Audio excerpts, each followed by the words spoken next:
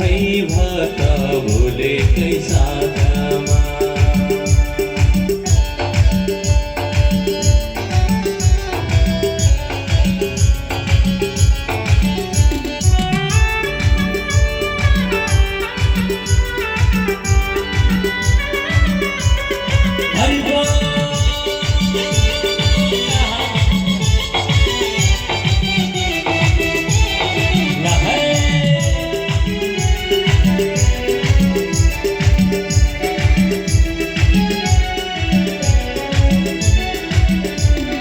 स्वर्गबाट इन्द्र आए यमलोकयमा, स्वर्गबाट इन्द्र आए यमलोकयमा।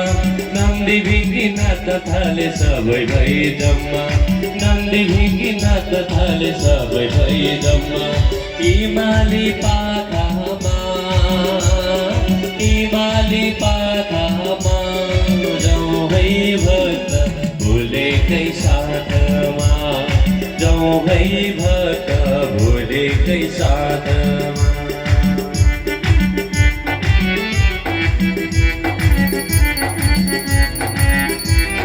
जय भोले। हिमाली पाखामा, हिमाली पाखामा जाउँ है भक्त भुलेकै साथमा, जाउँ है भक्त भुलेकै साथमा, जाउँ है भक्त भुलेकै साथमा, जाउँ है भक्त भुलेकै साथमा, जाउँ है भक्त भुलेकै साथमा। बोलिए कैलाशपति शिव शंकर भगवान को जय। आज समस्त वीरभद्रका सेनाहरू कैलाशतर्फ जान लागे। यता देवताहरू त्यस यज्ञमा भाग लिन गएका थिए, आफ्ना अङ्गका भागहरू गुमाएर आए।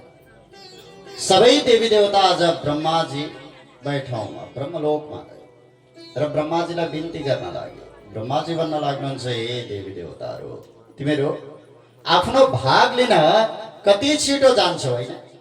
जुन यस यज्ञमा हामी ब्रह्मा विष्णु महेश त्रिदेव गए, त्यो यज्ञमा तिमीहरू किन गयो? तिमीहरूलाई ठिक गर्न म त सक्छु। जाऊ गएर भोले बाबासँग माफी माग। यदि भोले बाबाले माफी दिनुभएछ भने तिमीहरू ठिक हुनेछ। देवताहरू भन्न लाग्दछन्, हे ब्रह्मदेव, हामीमा त्यति धेरै शक्ति कहाँ छ र, त्यति धेरै क्षमता कहाँ छ र भोले बाबाको अगाडि पर्न सक्छ? हे ब्रह्मदेव, हजुर पनि साथमा जानुभयो भने चाहिँ हामी जान सक्छौँ। आज सारा देवी देवताहरूलाई साथमा लिएर ब्रह्माजी कैलाशतर्फ जान लाग्नुभयो। जब कैलाशमा ब्रह्माजीलाई भोले बाबाले देख्न लाग्नुभयो नि, उत्थाय चक्रे शिरसा विवन्दनम् अर्हतम कस्य यथैव विष्णु। जसरी भगवानले वामन अवतार लिनुभएको बेला आफ्ना पिता महर्षि कश्यपलाई साष्टाङ्ग दण्डवत गर्नुभएको थियो, हो त्यस्तै तरिकाले आज ब्रह्मदेवलाई देखेर भोले बाबाले साष्टाङ्ग दण्डवत गर्न लाग्नु। आज एक एक गरी सारा देवी देवताहरूलाई ठिक गर्दिन लाग्नुभयो। यसरी देवी देवताहरू ठिक भइसकेपछि भन्न लाग्दछन् भोले बाबालाई, हे देवादिदेव महादेव, गएर त्यो यज्ञलाई सफल बनाइदिनुहोस्। भोले बाबा भन्न लाग्नुहुन्छ, म त जाँदिन। किन? जुन यज्ञमा मेरो भागै छैन त्यो यज्ञमा म कसरी जाउँ? म त जानेवाला छु। देवताहरू भन्न लाग्दछन्, हे देवादिदेव महादेव, आजबाट हामीले एउटा घोषणा गरेका छौँ। कस्तो घोषणा? ईसते रुद्रभागोस्तो यतुच्छिष्टधरस्य वै यज्ञस्ते रुद्रभागेन कल्पताम् अद्य यज्ञः। यज्ञबाट बचेका जति पनि सामग्रीहरू छन् ती सारा हजुरका भए। तसर्थ हजुर जानुहोस्, त्यो प्रजापति दक्षको यज्ञलाई सफल बनाइदिनुहोस्। अब भोले बाबा त कस्तो हुनुहुन्छ? क्षणे तुष्टा क्षणे रुष्टा, एकैछिनमा प्रसन्न हुनुहुन्छ अनि एकैछिनमा दुखी पनि त हुनुहुन्छ नि, हैन? बस भोले बाबालाई यति भए पुग्यो। आज भोले बाबा त्यो प्रजापति दक्षको यज्ञ सफल बनाउनको लागि भनेर हरिद्वारतर्फ त जानुभयो, तर हरिद्वारमा प्रजापति दक्षको शिरै छैन। जजमानको शिर नभएपछि कसरी यज्ञ सफल बनाउने? जजमानै छैन। भोले बाबाले नन्दी आदि गरिएका गणहरूलाई भन्न लाग्नुभयो, हे गणहरू हो जाऊ, स्वेच्छाले कसैले यसको लागि शिर दिन चाहन्छ भने उसलाई लिएर आऊ। चारै दिशातिर खोजे तर कहीँ पनि भेटेन। एउटा मर्न आँटेको बोकोले भन्न लाग्यो, म त त्यसै पनि मर्दैछु। यदि मेरो शिर कसैको लागि काम दिन्छ भने म दिनको लागि तयार छु। तब यता अश्विनी कुमारहरूको सहायताले, यी अश्विनी कुमार भनेका स्वर्गलोकका डाक्टरहरू हुन् है, अश्विनी कुमारहरूको सहायताले त्यस बोकाको शिर प्रजापति दक्षको शरीरमा प्रत्यारोपण गरियो। यसरी प्रत्यारोपण गरिसकेपछि पुनः श्वास प्रश्वास आउन लाग्यो। सुन्दाखेरि चाहिँ अचम्म लाग्छ, होइन? शिर पनि कतै प्रत्यारोपण हुन्छ र विज्ञान त्यहाँसम्म पुग्नै सकेको छैन। भर्खर भर्खर मुटु आदि प्रत्यारोपण गर्न मात्र थालेको छ। अब बिस्तारै बिस्तारै अब 50-60 वर्ष पछाडि पुग्ला, त्यो पनि भर्खर खोजी मात्रै गर्दैछ। यी अश्विनी कुमारहरूको सहायताले यसरी प्रजापति दक्षको शरीरमा त्यो बोकाको शिर प्रत्यारोपण गर्न लाग्यो। यसरी प्रत्यारोपण गरिसकेपछि प्रजापति दक्षले आएर भोले बाबाको स्तुति गर्न लाग्यो। भूयाननुग्रहो भवता कृतो मे दण्डस्त्वया मयि भृतो यदपि प्रलब्ध न ब्रह्मबन्धुषु च वां भगवान् नवज्ञा तोभ्यां हरेश्च कुत एव धृतव्रतेषु तोभ्यं हरेश्च कुत एव धृतव्रतेषु।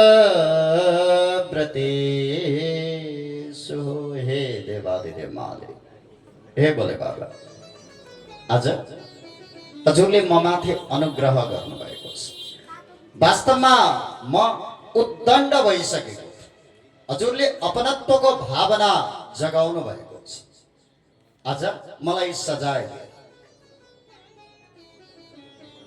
कहीँ कतै जाँदा केटाकेटीहरू झगडा गर्दै रहेछन् भने त्यसलाई देखेको नदेखे गरेर हिँड्नुहुन्छ नि, हैन?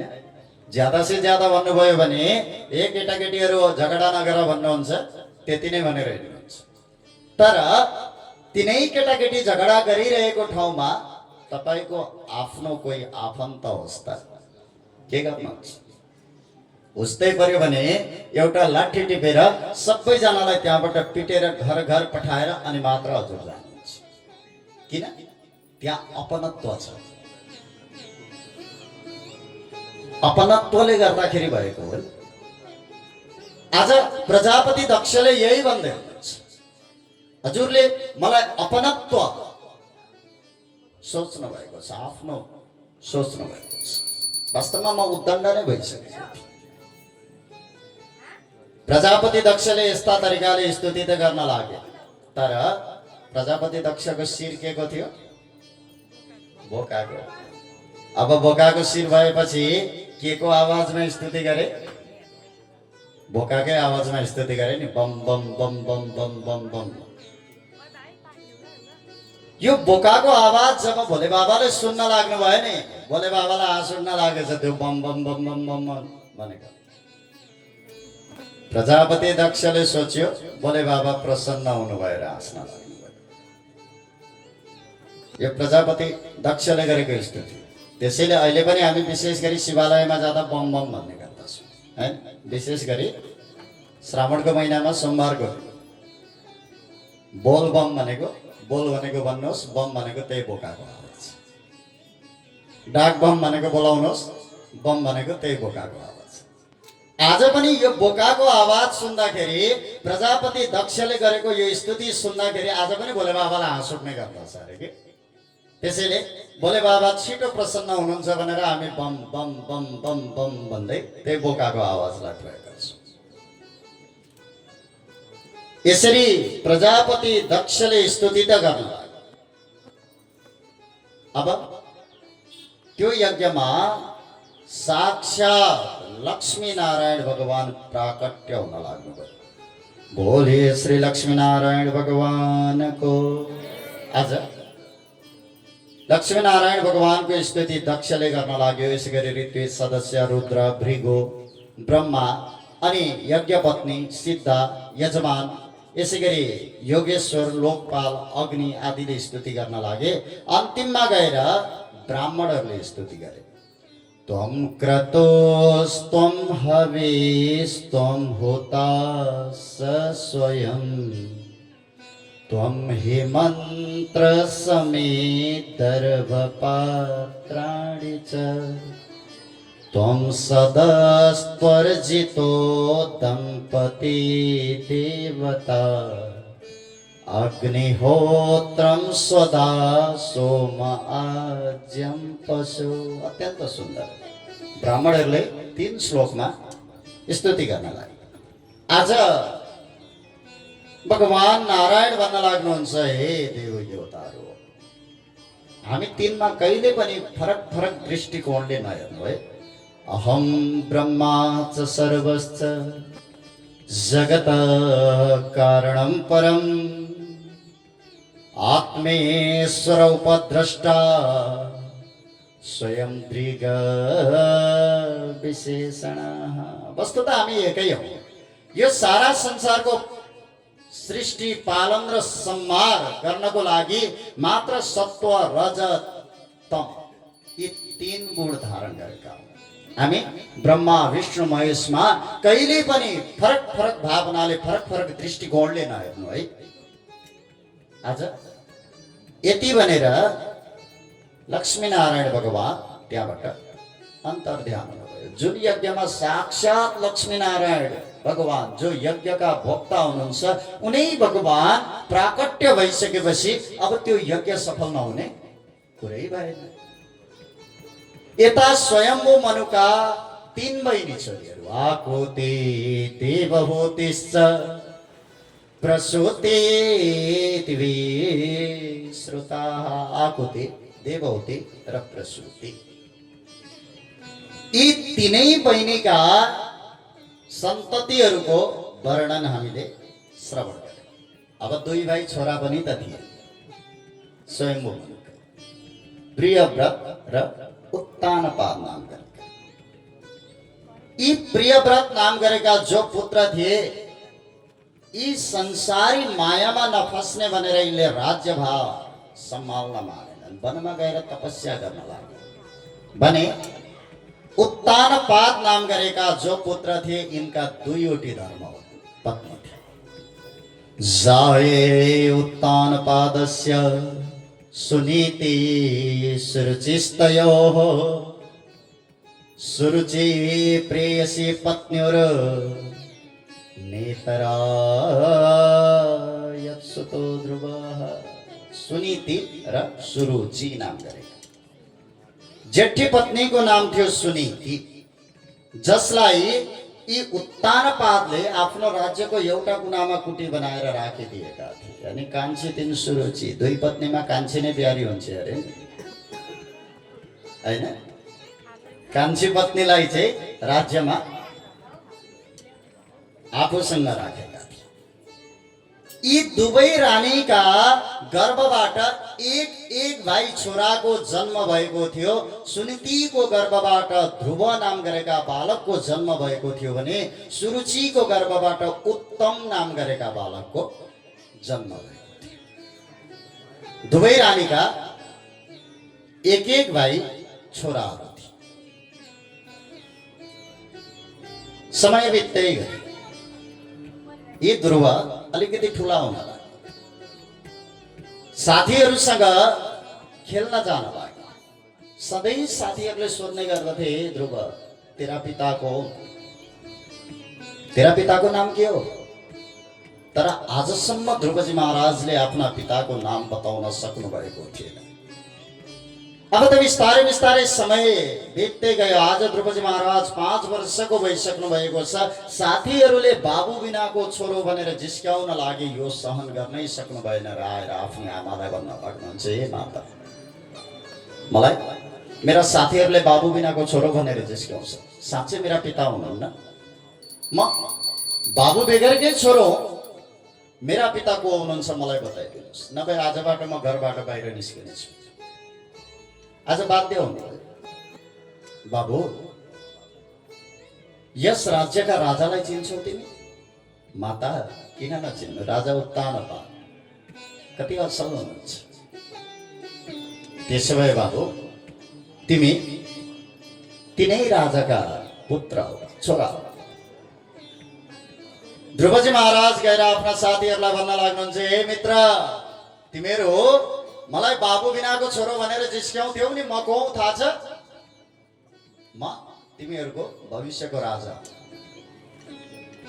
म यस राज्यको राजकुमार हो, म राजा उत्तानपादको छोरो, नपत्या हिँड, म मेरा पितासँग भेटाउँछु। यति भनेर सारा साथीहरूलाई लिएर जान लाग्नु। उत्तानपादले जब ध्रुवलाई देख्न लाग्नुभयो नि, वात्सल्यताको भावना उत्पन्न हुन लाग्यो। जसै जसै सिंहासनबाट ती आफ्ना पुत्रलाई बोलाउँदै हुनुहुन्थ्यो, ध्रुवजी महाराज अगाडि बढिरहेका थिए, त्यतिखेर पछाडिबाट आवाज आउन लाग्यो, अरे ध्रुव, भलै त राजाको छोरो भएर के भयो? जुन सिंहासनमा गएर बस्ने दुष्प्रयत्न गर्दैछस् अनि जुन काखमा गएर बस्ने दुष्प्रयत्न गर्दैछस् नि, दुर्लभर्थे मनोरथ, यो मनोरथ तेरो दुर्लभ छ। यदि त त्यो सिंहासन र त्यो काखमा बस्न चाहन्छस् भने जा, गएर तपसा राध्य पुरुषम तस्यै वानुग्रहण मे गर्भे त्वं साधयत्मानं यदिच्छसि नृपासनम। भगवानको तपस्या गरेर भगवानलाई प्रसन्न बना। यदि तँदेखि भगवान प्रसन्न हुनुभएछ र दर्शन दिनुभएछ भने भगवानसँग यो वरदान माग कि मलाई सुनीतिको गर्भबाट किन जन्म दिनुभयो, मलाई यो जीवन चाहिँदैन, मलाई सुरुचि माताको गर्भबाट जन्म दिनुहोस्। भगवानले तथास्तु भन्नुभयो र तैँले त्यो शरीर त्यागेर मेरो गर्भबाट पुनः जन्म लिस् भने अनि मात्र त्यो सिंहासन र त्यो आसन त्यो काखमा बस्न पाउँछ। राम राम राम राम राम। अझै सुरुचिले के गरिन् थाहा छ? आफ्नो गर्वलाई भगवान भन्दा पनि ठुलो बनायो। उनको गर्भबाट जन्म लिन के गर्नु पर्यो? पहिले त भगवानको तपस्या गर्नु पर्यो, भगवानलाई प्रसन्न बनाउनु पर्यो, अनि भगवानसँग वरदान माग्नु पर्यो, मलाई सुरुचिको गर्भबाट जन्म दिनुहोस् भनेर।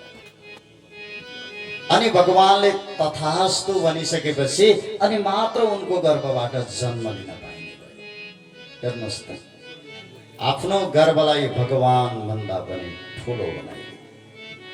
सौतेनी आमाको यो वचन जब ध्रुवजी महाराजले सुन्न लाग्नुभयो नि, सहनै गर्न सक्नु भएन। मातो सपत्न्या सदुरोक्तिविद्ध स्वसन्नरुषा दण्डहतो यथाये हित्वा मिसन्तं पीतरं सन्नवाचं जगाममातो प्ररुदन् सकाशं जगाममातो प्ररुदन् सकाशम्। आज सौतेनी आमाले यस्तो वचन जब प्रहार गर्न लाग्नुभयो नि, ध्रुवजी महाराज त्यहाँबाट रुँदै रुँदै फर्केन। यति धेरै रुनुभयो कि मुक्तकण्ठ रुरोध गला बसिसकेको थियो। जसरी परालमा आगो सल्काउँदाखेरि एकैचोटि दनदनी अत्यन्त ठुलो बल्ने गर्दछ नि बाबा, त्यो दन्किने गर्दछ नि। ध्रुवजी महाराजको छाती यसरी नै पोलिरहेको थियो, दन्किरहेको थियो।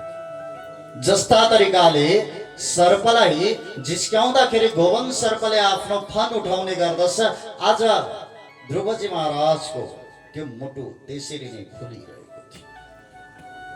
यो दृश्य जब सुनीतिले देख्नुभयो नि, बाबु के भयो? ध्रुवजी महाराजको त गला बसिसकेको थियो, केही बोल्न सक्नु भएन। तर साथमा जो साथीहरू गएका थिए नि, ती साथीहरूले सारा वृत्तान्त बताउन लागे।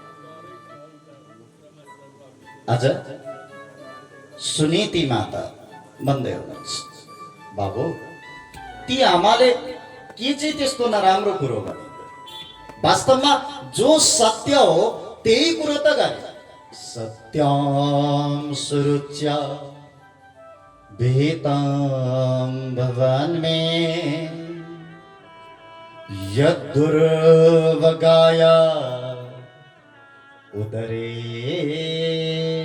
गृहीत। वास्तवमा म दुर्भागी नै त, म जस्तो दुर्भागीको गर्भबाट तिमीले जन्म दिएका छौ।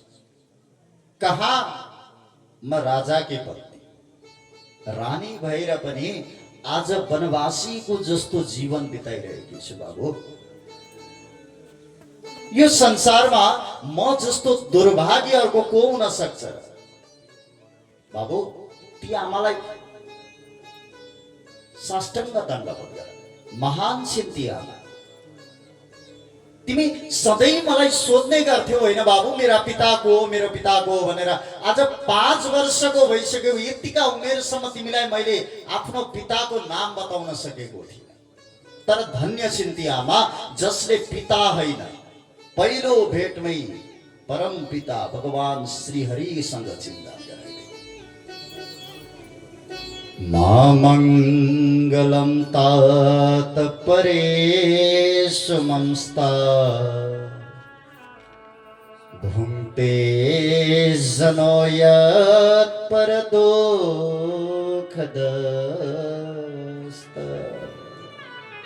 बाबु तिमी किन चिन्ता गरिरहेको छौ? आज ध्रुवजी महाराज सोध्न लाग्नुहुन्छ यतिखेर, आमा त्यसो भए साँच्चै यो संसारमा भगवान हुनुहुन्छ त? यदि भगवान हुनुहुन्छ भने ती भगवानलाई कहाँ भेट्न सकिन्छ?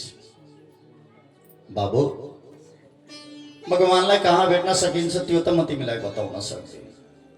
तर मैले यति चाहिँ जानेको छु, सन्तहरूले उनी भगवानलाई प्राप्त गर्नको लागि वनमा गएर तपस्या गर्ने गर्नुहुन्छ। आज 5 वर्षको कलिलो त्यो बालक भगवानलाई प्राप्त गर्छु भनेर वनतिर जान लाग्यो। तर आज नारदजीले यो दृश्य जब देख्न लाग्नुभयो नि, सहनै गर्न सक्नु भएन। यी ध्रुवलाई कतै मर्कट वैराग्य त चलेको होइन, गएर परीक्षा लिनु पर्यो। यति विचार गरेर नारदजी आउन लाग्नुभयो। नारदजीलाई जब देख्न लाग्नुभयो नि ध्रुवजी महाराज, तब साष्टाङ्ग दण्डवत गर्न लाग्नुभयो। आज नारदजी भन्दै हुनुहुन्छ, बाबु यो के गर्दैछु? नादुनाप्यवमानं ते सम्मानं वापि पुत्रक लक्ष्याम कुमारस्य सक्तस्य क्रीडनादिषु। यो त तिम्रो अहिले खेल्ने पढ्ने उमेर हो। तिमी आज यो मान अपमान सम्मान आदिका कुरा किन गरिरहेका छौ? यति सानो कुरामा घर छोडेर जाँदैछौ? तिमीलाई थाहा छ बाबु, मुनय पदवीम यस्य निसङ्गेनो रुजन्मवि नविदुर मृगयन्तोपि तीव्र योग समाधिना। सन्तहरू कहिले हो कहिलेदेखि यहाँ तीव्र योग गरिराख्नु भएको छ। यहाँसम्म कि बाबु जीवन तिम्रो त्यत्तिकै बितेर जानु पनि सक्छ। यो सुख दुःख मान अपमान यी सबै पूर्व जन्मको फल। तिमी घर फर्केर जाऊ, आफूभन्दा अधिक गुणवान व्यक्तिको संगत गर्ने गर र आफूभन्दा कम गुण भएका व्यक्तिहरूलाई केही सिकाउने गर। गुणाधिकान मुदम लिप्सेद अनुक्रोशं गुणादमा मैत्रीं समान तन्वेच्छन् न तापै अभिभूयते। आज नारदजीले यस्ता तरिकाले भन्न लाग्नुभयो नि। ध्रुवजी महाराज भन्न लाग्नुहुन्छ, हे गुरुदेव, हजुरलाई एउटा कुरा सोधौँ, सोधन बाबु।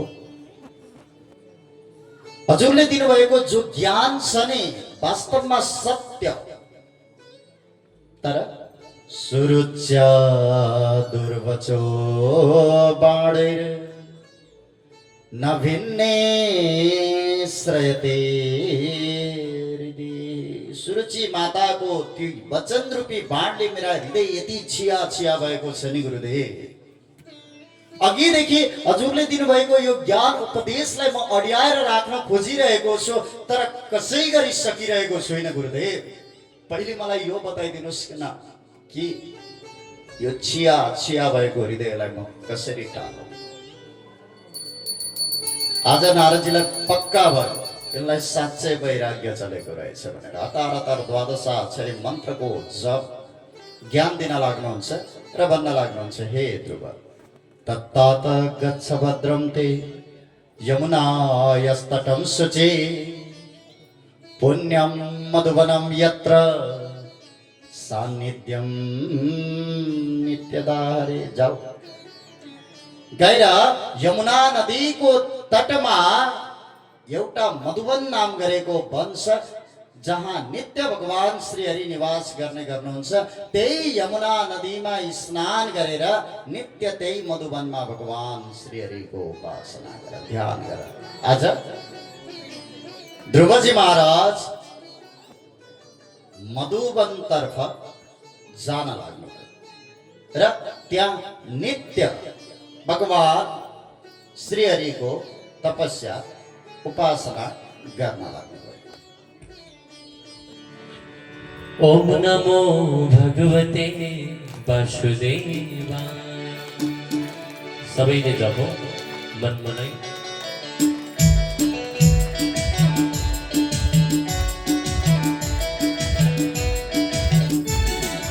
ओम नमो भगवते वासुदेवाय। ओम नमो भगवते वासुदेवाय। वासुदेवाय भजो वासुदेवाय। वासुदेवाय भजो वासुदेवाय। ओम नमो भगवते वासुदेवाय। ओम नमो भगवते वासुदेवाय। श्री कृष्ण गोविंद माधव मुकुंद केशव दर्शन पाओ। श्री कृष्ण गोविंद माधव मुकुंद केशव दर्शन पाओ। श्री राधे। आज ध्रुवजी महाराज मधुवनमा गएर बिस्तारै बिस्तारै शरीरलाई कस्न लाग्नुभयो। पहिलो महिना जब जब तपस्या गर्न लाग्नुभयो 3 दिनमा एकचोटि भोजन गर्नुहुन्थ्यो, त्यो पनि बैर आदिका फल खाएर। यसै गरी दोस्रो महिना जब लाग्यो नि, यसरी लागिसकेपछि 6 दिनमा एकचोटि भोजन गर्नुहुन्थ्यो, त्यो पनि सुकेका घाँस आदि खाएर। तेस्रो महिना जब लाग्न लाग्यो 9 दिनमा एकचोटि भोजन गर्नुहुन्थ्यो, त्यो पनि जल। चौथो महिना जसै जसै लाग्न लाग्यो नि 12 दिनमा एकचोटि भोजन गर्नुहुन्थ्यो, त्यो पनि बाली। यसरी दिनानुदिन शरीरलाई कसिराख्नु भएको थियो र उनै भगवान श्रीहरिको द्वादशाक्षरी मन्त्रको जप गरिराख्नु भएको थियो। नारदले दुर्बलाई यही ज्ञान सिकाए, नारदले दुर्बलाई यही ज्ञान सिकाए, यही ज्ञान सिकाए प्रभु, यही ज्ञान सिकाए, यही ज्ञान सिकाए प्रभु, यही ज्ञान सिकाए। ओम नमो भगवते वासुदेवाय, ओम नमो भगवते वासुदेवाय, वासुदेवाय भजो वासुदेवाय, वासुदेवाय भजो वासुदेवाय, वासुदेवाय भजो नन्दनन्दनाय, वासुदेवाय भजो नन्दनन्दनाय। ओम नमो भगवते वासुदेवाय, ओम नमो भगवते वासुदेवाय। श्री कृष्ण गोविंद माधव श्याम, मुकुंद केशव दर्शन पाओ। श्री कृष्ण गोविंद माधव श्याम, मुकुंद केशव दर्शन पाओ।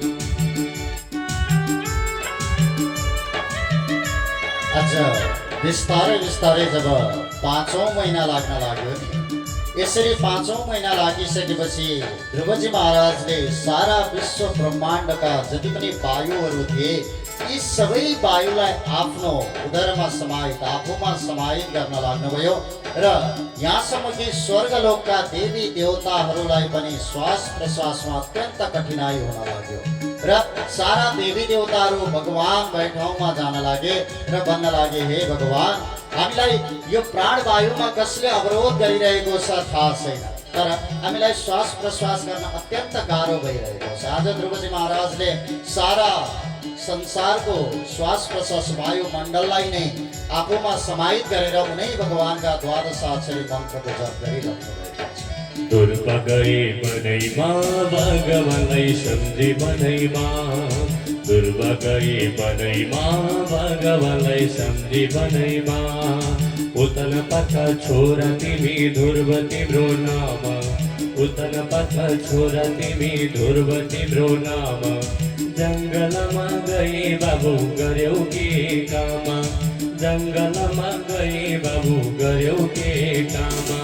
ओम नमो भगवते वासुदेवाय, ओम नमो भगवते वासुदेवाय। नारदले प्रहलादलाई यही ज्ञान सिकाए, नारदले प्रहलादलाई यही ज्ञान सिकाए, यही ज्ञान सिकाए प्रभु, यही ज्ञान सिकाए, यही ज्ञान सिकाए प्रभु, यही ज्ञान सिकाए। ओम नमो भगवते वासुदेवाय, ओम नमो भगवते वासुदेवाय। श्री कृष्ण गोविंद माधव श्याम, मुकुंद केशव दर्शन पाओ। श्री कृष्ण गोविंद माधव श्याम, मुकुंद केशव दर्शन पाओ। श्री कृष्ण गोविंद माधव श्याम, मुकुंद केशव दर्शन पाओ। श्री कृष्ण गोविंद माधव श्याम, मुकुंद केशव दर्शन। बोलिए वासुदेव भगवान को आज भगवान ध्रुवजी महाराजलाई दर्शन दिनको लागि भनेर मधुवनमा आउन लाग्नुभयो, तर ध्रुवजी महाराजले आँखै खोल्नुहुन्न। कहिलेदेखि भगवान उभिराख्नु भएको छ, अगाडि तर आँखा खोल्ने कुरै गर्नुहुन्न। अब यी ध्रुवले त्यत्तिकै आँखा नखोल्ने रहेछन्। यति विचार गरेर ध्रुवजी महाराजले जो भगवानको छविलाई हृदयमा सजाएर राखेका थिए, त्यो छविलाई अन्तर्ध्यान गराइदिन लाग्नुभयो। यो छवि अन्तर्ध्यान हुने बित्तिकै हतार हतार ध्रुवजी महाराजले आत्तिएर आँखा खोल्न लाग्नुभयो। जुन भगवानलाई हृदयमा सजाएर राख्नु भएको थियो नि, त्यही भगवानलाई आफ्नो अगाडि देखिसकेपछि आश्चर्यचकित हुनुभयो र मनमा नै विचार गर्न लाग्नुभयो, भगवानलाई आज मैले प्राप्त त गरेँ। भगवानलाई कहाँ प्राप्त गरिन्छ भनेर मैले मेरी आमालाई सोध्न त सोधेको थिएँ, तर हतारै हतारमा भगवान प्राकट्य भइसकेपछि सबैभन्दा पहिले के गर्नु पर्दछ त्यो त सोध्नै बिर्सेछु। के गरौँ र कसो गरौँ हुन लाग्यो। तब भगवानले आफ्नो शङ्खद्वारा ध्रुवजी महाराजको गालामा स्पर्श गरिदिन लाग्नुहुन्छ। पस्पर्श बालम कृपया कपोले। जसै जसै गालामा आफ्नो शङ्खद्वारा स्पर्श गर्न लाग्नुभयो नि भगवानले, जति पनि ज्ञानहरू थिए ती सारा ज्ञानहरूको उदय हुन लाग्यो। ध्रुवजी महाराजले अत्यन्त सुन्दर 12 श्लोकमा तत्पश्चात भगवानको स्तुति गर्न लाग्नुभयो। योऽन्तः प्रविश्य मम वाचमिमां प्रसुप्तां सञ्जीवयत्यखिलशक्तिधर स्वधाम्ना अन्यांश्च हस्तचरण श्रवणत्वगादि प्राणान्नमो भगवते पुरुषाय तुभ्यं। प्राणान्नमो भगवते पुरुषाय तुभ्यं। हे भगवान, हजुर सर्वशक्ति सम्पन्न हुनुहुन्छ। हजुर नै मेरो अन्तःकरणमा प्रवेश गरेर मेरो यो सुतिरहेको तेजलाई, यो वाणीलाई सजीव गराइदिनु। वाणी मात्र होइन, मेरा हात गोडा यसै गरी कान त्वचा आदि गरिएका अन्य इन्द्रियहरूलाई पनि हजुरले चेतना दिनुभएको छ। यस्ता अन्तर्यामी भगवान श्रीहरिको चरणारविन्दमा कोटि कोटि नमन गर्दछु। आज ध्रुवजी महाराजले अत्यन्त सुन्दर 12 श्लोकमा यसरी स्तुति गर्न लाग्नुहुन्छ। भगवान भन्न लाग्नुहुन्छ, हे ध्रुव तिम्रो के इच्छा छ भन। ध्रुवजी महाराज भन्दै हुनुहुन्छ, हे भगवान हजुरलाई प्राप्त गरिसकेपछि अब मनमा इच्छा नै के रहन्छ? मेरो त्यस्तो कुनै पनि इच्छा छैन।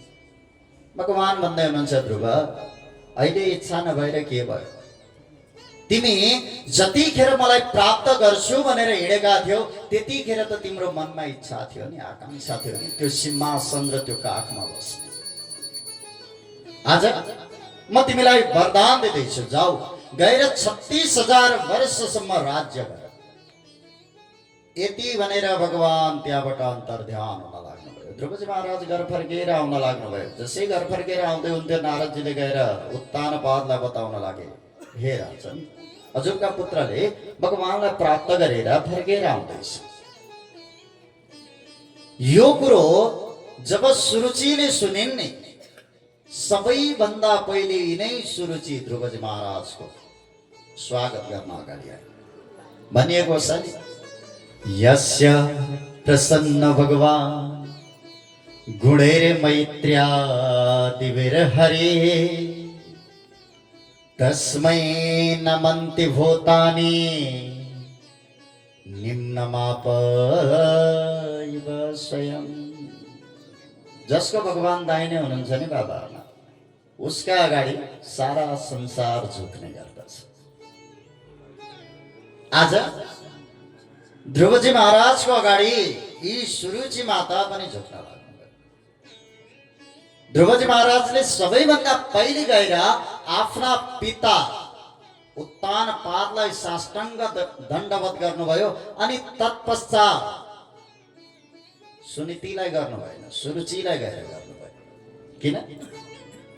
गुरु मानेर, जसको कारणले गर्दाखेरि भगवानलाई प्राप्त गर्नुभएको थियो नि। अनि मात्र आफ्नी माता सुनीतिलाई गएर दण्डवत गर्दै हुन्छ। आज त यिनै सुरुचिलाई हतार भएको छ ध्रुवको राज्य अभिषेक। यी ध्रुवजी महाराजको विवाह प्रजापति शिशुमारकी पुत्री भ्रमी नाम गरेकी कन्यासँग भएको थियो। र यी ध्रुवका 2 पुत्रहरू थिए, जसको नाम थियो कल्प र वत्स। बिस्तारै समय बित्दै गयो। एक दिनको कुरो, ध्रुवजी महाराजका भाइ यी उत्तम वनमा शिकार खेल्नको लागि भनेर गएका थिए। उतै यक्षहरूले यी उत्तमलाई मारिदिए। अब यक्षहरूको नै विनाश गर्छु भनेर ध्रुवजी महाराजले एक पछि अर्का गर्दै सारा यक्षहरूको विनाश गर्न लाग्नुभयो। यसरी विनाश गर्न लागिसकेपछि साक्षात स्वयम्भू मनु आएर सम्झाउन लाग्दै हुनुहुन्छ, हे बाबु, तिमी जस्तो भगवानको परम भक्तले यो के गर्दैछौ? यो तिमीलाई सुहाउँदैन, त्यसैले रोकिदेऊ यो युद्ध। स्वयम्भू मनुको कुरालाई टारेन, युद्ध रोकिदियो। यसरी रोकिसकेपछि यता कुबेरजी आएर वरदान दिन लाग्नुभयो ध्रुवजी महाराज। समय बित्दै गयो, 36,000 वर्ष पूर्ण पनि भयो। जसै जसै पूर्ण भए नि भगवानका पार्षदहरू विमान लिएर आउन लाग्नुभयो।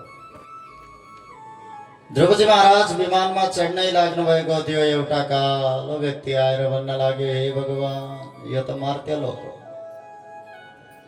म मृत्युदेव हो, मलाई नअपनाइकन त हजुर कहाँ जान पाउनुहुन्छ?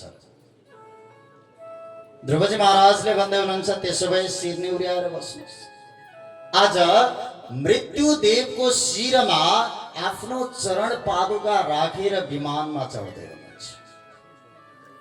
मृत्योर्मुर्ग्ने पदम दत्वा आरुरोहाद्भुतम गृहम। आज मृत्युमाथि पनि विजय प्राप्त गर्नुभयो ध्रुवजी महाराज। भगवानका ती पार्षदहरूसँग विमानमा बसेर जाँदै हुनुहुन्थ्यो। जाँदा जाँदै यसो भगवानका पार्षदहरूले हेर्न लाग्नु भएको ध्रुवजी महाराजको त मुखमण्डल अत्यन्त निन्याउरो छ। यो निन्याउरो मुखमण्डल देखेर पार्षदहरूले सोध्दै हुनुहुन्छ, हे ध्रुवजी, के भयो हजुरलाई? होइन, त्यस्तो त केही पनि भएको छैन, तर हतारमा मैले मेरी मातालाई त उतै छोडेर आएछु। भगवानका पार्षदहरू भन्न लाग्नुहुन्छ, हे ध्रुव, दर्शयामासतुर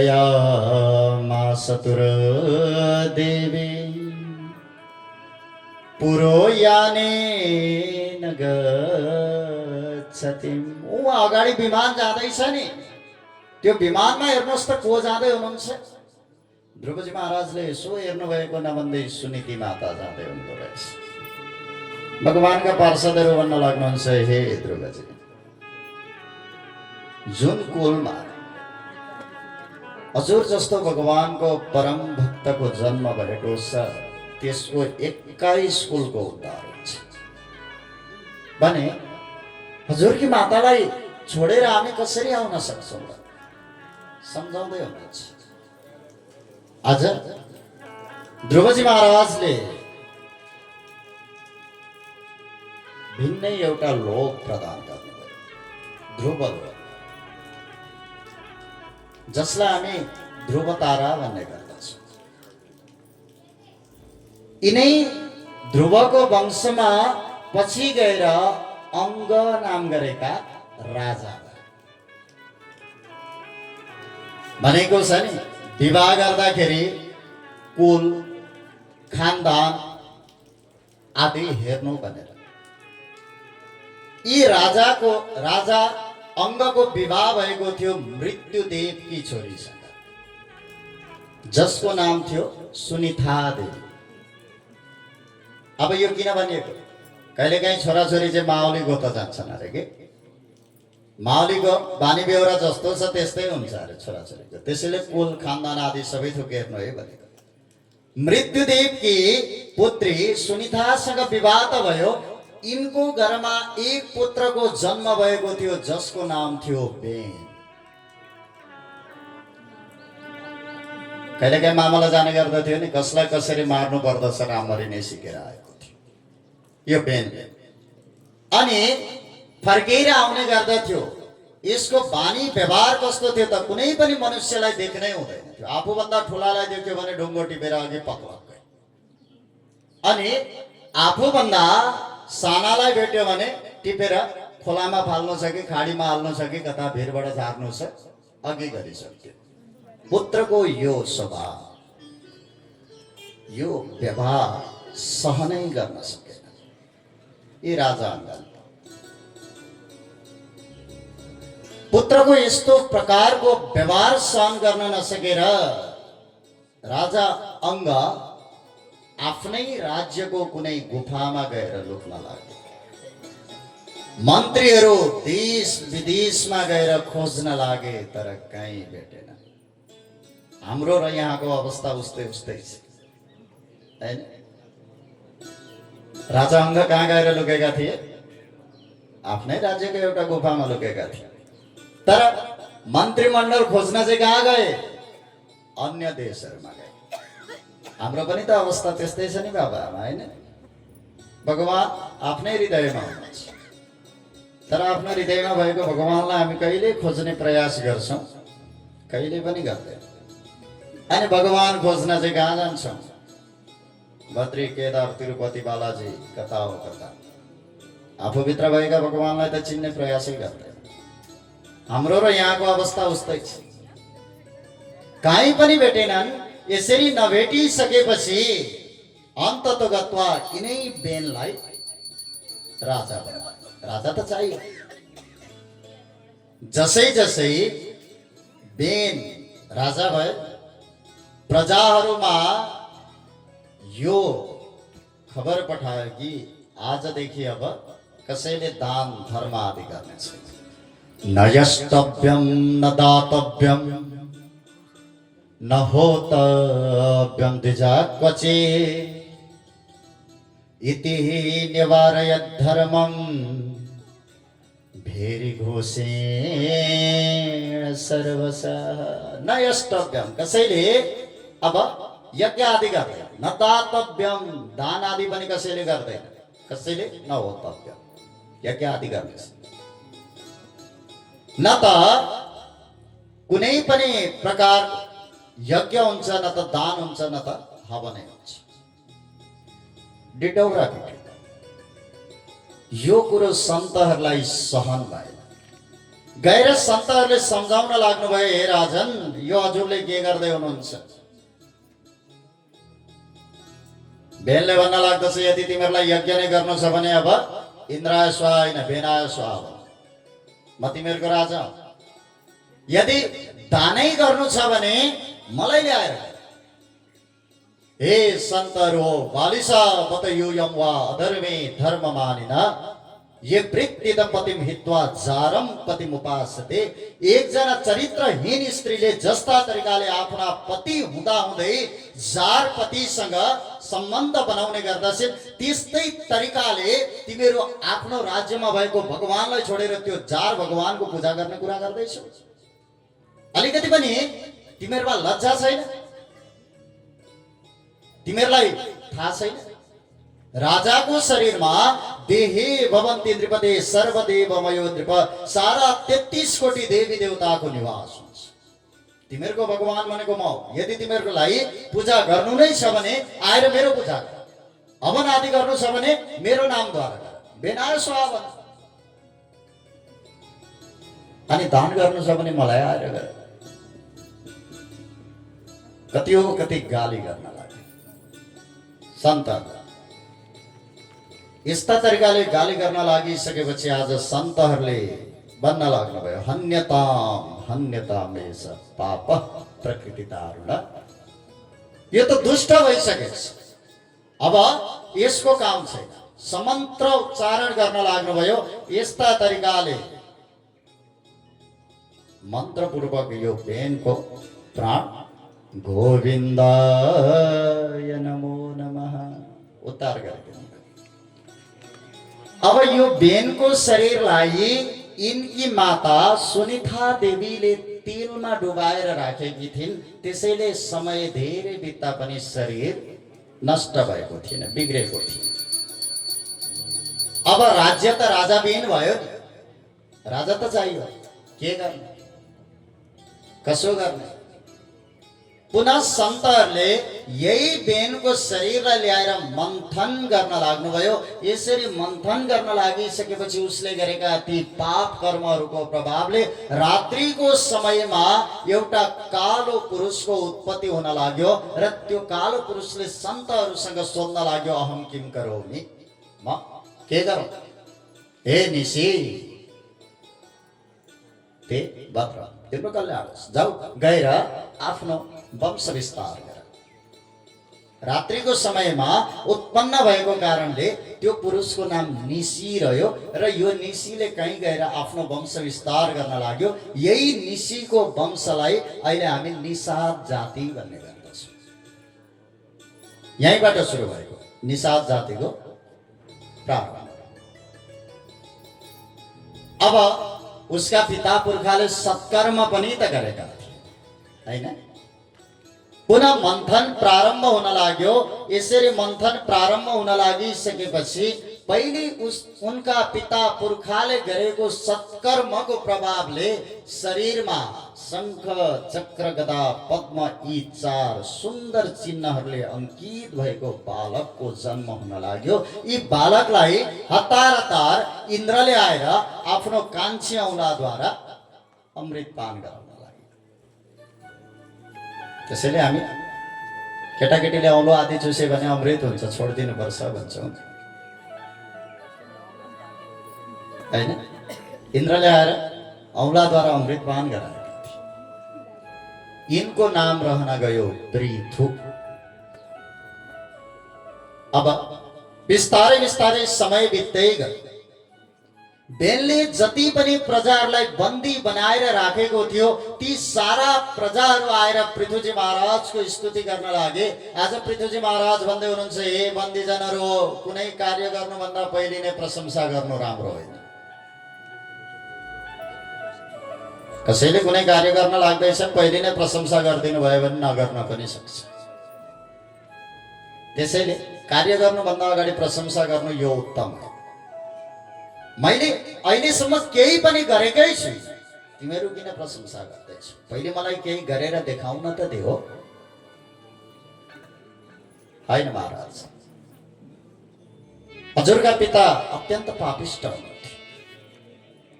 हामी भोक भोकै मरिरहेका छौँ। हामीलाई खानपिनको केही व्यवस्थापन गरिदिनुहोस्। पृथ्वीजी महाराजले माता पृथ्वीलाई भन्न लाग्नुहुन्छ, हे वसुधा, मेरा प्रजाहरू भोक भोकै मरिरहेका छन्, यिनीहरूलाई खानको लागि अन्न आदि। माता पृथ्वीले सुनेको नसुने गर्नुभयो। यो पृथ्वीजी महाराजले सहन गर्नै सक्नु भएन। अत्यन्त क्रोधित हुँदै भन्न लाग्नुहुन्छ, अरे वसुधे त्वम वदिष्यामि मत्सासन पराङ्मुखी। पता स्वच्छन्द तरिकाले हिँड्न लागेछ छैन।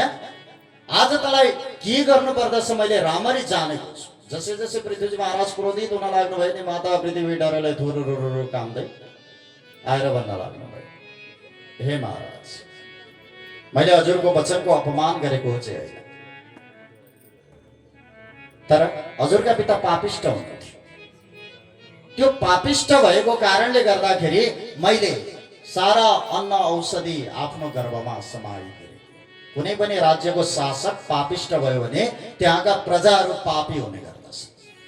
जब त्यो राज्यको शासक र प्रजा सबै पापी हुने गर्दछन् तब त्यहाँ सुख आदि लाग्न लाग्दछ, उब्जनी आदि हुँदैन। माता पृथ्वीले सारा चीजलाई आफ्नो गर्भमा समाहित गर्नुहुन्छ र त्यहाँका प्रजाहरू सबै भोक भोकै मर्ने गर्दछ। हजुरका पिता पापिष्ट भएको कारणले मैले यी सारा चीजहरू आफ्नो गर्भमा समाहित गरेको थिएँ। अब हजुर आउनुभएको छ, म गौ माता बनेर आउनेछु, मेरो दोहन गर्नुहोस्। आज पृथ्वीजी महाराजले पृथ्वीको दोहन गर्न लाग्नुभयो। यसरी दोहन गरेको कारणले गर्दा यो भूमिको अथवा यो धराको नाम पृथ्वी रहेको, पृथुले दोहन गरेको कारण। त्योभन्दा अगाडि वसुधा भनिन्थ्यो, वसुधा भनेर पुकारा गरिन्थ्यो। यिनै पृथुले दोहन गरेपछि अनि पृथ्वी भन्न लाग्यो। अब बिस्तारै बिस्तारै समय बित्दै गयो। यसरी समय बित्दै गइसकेपछि यी पृथ्वीजी महाराजले 100 अश्वमेध यज्ञ गर्न लाग्नुभयो। 1 2 3 4 10 20 30 40 50 60 70। जब 100 अश्वमेध यज्ञ गर्दै हुनुहुन्थ्यो नि इन्द्रलाई खटपटी भयो। जसले 100 अश्वमेध गर्छ उ त स्वर्गको राजा बन्छ। कतै मेरो यो इन्द्रासन नै जाने त होइन। यो डरले इन्द्रले अश्वमेध यज्ञको घोडा हरण गरेर लिएर गए। अब त पृथ्वीजी महाराजले इन्द्रलाई स्वाहा भन्ने ठाउँमा इन्द्रको नै स्वाहा भन्न लाग्नुभयो। अब यो देखेर ब्रह्माजीले आएर रोकिदिन लाग्नुहुन्छ। बाबु यो के गर्दैछ? त्यस यज्ञमा साक्षात लक्ष्मी नारायण भगवान प्राकट्य हुन लाग्नुभयो। यता सनकादि ऋषिमुनिहरूले सुन्दर ज्ञान उपदेश दिन लाग्नुभयो र यो ज्ञान उपदेश दिइसकेपछि पृथ्वीजी महाराज भन्न लाग्नुहुन्छ कि हे गुरुदेव, हजुरलाई म यो ज्ञानको बदलामा के दिउँ? मसँग त दिने केही पनि छैन। यसको बदलामा दिन म केही सक्दिन पनि। तर जे जति मसँग छन् प्राण दार सुता ब्रह्मन् गृहस्थ सपरिच्छदा राज्यम बलम मही कोश इति सर्वम निवेदितम्। मेरो यो प्राण, यसै गरी यो राज्य, राजभवन, सेना, यो पृथ्वी, जति पनि यी शस्त्र अस्त्रहरू, यहाँसम्म कि यी प्रजाहरू आजदेखि हजुरका भए। गुरु र चेलाको सम्बन्ध कस्तो हुनुपर्दछ यहाँ देखाउनु भएको छ। चेलो कस्तो हुनुपर्दछ, शिष्य कस्तो हुनुपर्दछ। आफ्ना सारा चिजहरू गुरुलाई दिनको लागि तयार हुन्छ। तर गुरु पनि कस्तो हुनुपर्दछ? यहाँ सनकादि ऋषिमुनिहरू भन्दै हुनुहुन्छ, हे राजन, आजदेखि सारा चिज हाम्रो भयो होइन त? यो तिम्रो जति पनि धन सम्पत्ति छ, यो तिम्रो राज्य हाम्रो भयो होइन? भयो महाराज। अनि तिम्रो राजभवन पनि हाम्रो भयो नि? त्यो पनि भयो। शस्त्र अस्त्र स्त्री, यहाँसम्म कि तिमी पनि हाम्रा भयो होइन त? सबै हजुरकै भयो। त्यसो भए सुन, यो सारा चिज जति पनि छ नि यो हाम्रो। तर यसलाई सम्हालेर राख्ने जिम्मा चाहिँ तिम्रो। आज यसरी अर्पण गर्न लाग्यो। गुरु पनि कस्तो हुनुपर्दछ?